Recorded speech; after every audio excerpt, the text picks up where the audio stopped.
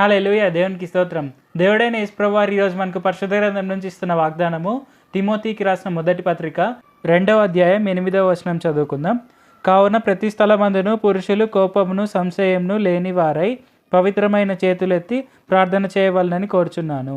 So ఈరోజు వాగ్దానం కనుక చూసుకుంటే ఇక్కడ అపోస్తలుడైన పౌలు మనకి ఏమని చెప్తున్నారు, ఎవరైనా చర్చిలో కానీ ఇంకెక్కడైనా కానీ పర్టికులర్గా ఏదైనా గొడవలు ఉన్నాయి అంటే వాళ్ళు ఏం చేయాలి? ప్రార్థన చేయాలి. సంశయంను కోపంను లేక ప్రార్థన చేయాలి. ప్రార్థన చేయడం వల్ల ప్రాబ్లమ్స్ అన్నీ సాల్వ్ అయిపోతాయి అని. అంటే ఇప్పుడు పర్టికులర్ చర్చ్లో చూసుకుంటే ఎవరికైనా ఇద్దరికి గొడవలు అయ్యాయి అంటే వాళ్ళు గొడవ పడుకుంటూ వాళ్ళు టైం వేస్ట్ చేసుకోనకుండా వాళ్ళు చేయవలసిన పని ఏమిటంటే వాళ్ళు ప్రార్థన చేసి దేవుడైన యేసుప్రభు వారి వద్ద ఆన్సర్ని ఫైండ్ చేయాలి.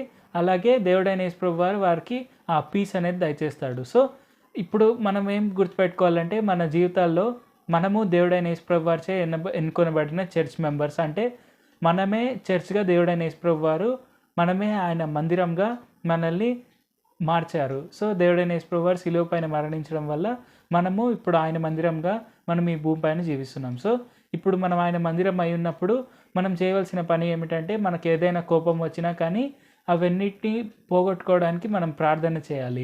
ప్రార్థన అనేది మనకు చాలా ఇంపార్టెంట్. ఇది మనం తప్పక గుర్తుపెట్టుకొని మనం ప్రార్థిస్తే మనకు ఖచ్చితంగా ఆన్సర్స్ అనేవి వస్తాయి. ఎటువంటి సంశయం లేకుండా మనము ఆన్సర్ వస్తుంది అని ఎక్స్పెక్ట్ చేసి ప్రార్థిస్తే తప్పకుండా మనకు ఆన్సర్ వచ్చి తీరుతుంది. సో మనము కోపాల్లో ఎప్పుడూ ఉండకుండా మనం ఎప్పుడు దేవుడైన యేసుప్రభు వారితో సమయం గడుపుతూ ప్రార్థన చేయడం వల్ల మనము ఆరోగ్యంగా, సంతోషంగా, ఐశ్వర్యంతో జీవించవచ్చు. ప్రార్థించుకుందాం.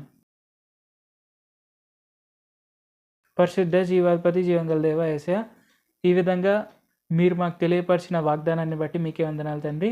యేసయ్య, మేము ప్రార్థించినప్పుడు మీరు మాకు ఖచ్చితంగా ఆన్సర్ ఇస్తారు.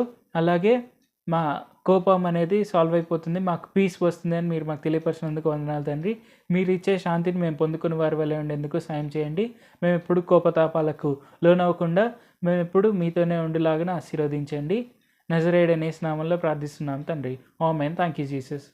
దేవుడు మిమ్మల్ని ఆశీర్వదించును గాక.